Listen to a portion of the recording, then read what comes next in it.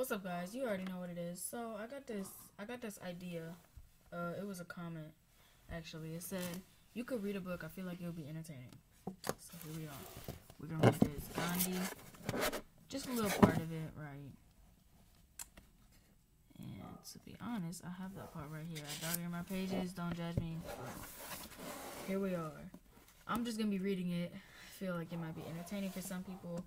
For me to read a little book. Okay, I don't know why I turn up my volume when I'm recording. It's not gonna make my voice louder, but the canker of untruth. There were comparatively few Indian students in England 40 years ago.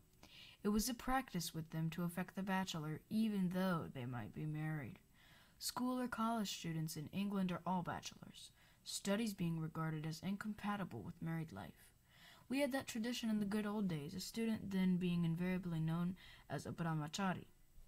But in these days we have child marriages, a thing practically unknown in England. Indian youths in England therefore felt ashamed to confess that they were married. There was also another reason for dissembling, namely that in the event of the fact being known, it would be impossible for the young men to go about or flirt with the young girls of the family in which they lived. The flirting was more or less innocent, parents even encouraged it, and that sort of association between young men and young women may even be a necessity there, in view of the fact that every young man has to choose his mate. If, however, Indian youths on arrival in England indulge in these relations, quite natural to English youths, the result is likely to be disastrous. As has often been found, I saw that our youths had succumbed to the temptation and chosen a life of untruth for the sake of companionships, which, however innocent in the case of English youths, were for them undesirable. I too caught the contagion. I did not hesitate to pass myself off as a bachelor, even though I was married and the father of a son. But I was none the happier for being a dissembler. One who observes brahmacharya, i.e. complete self-restraint. See no impair.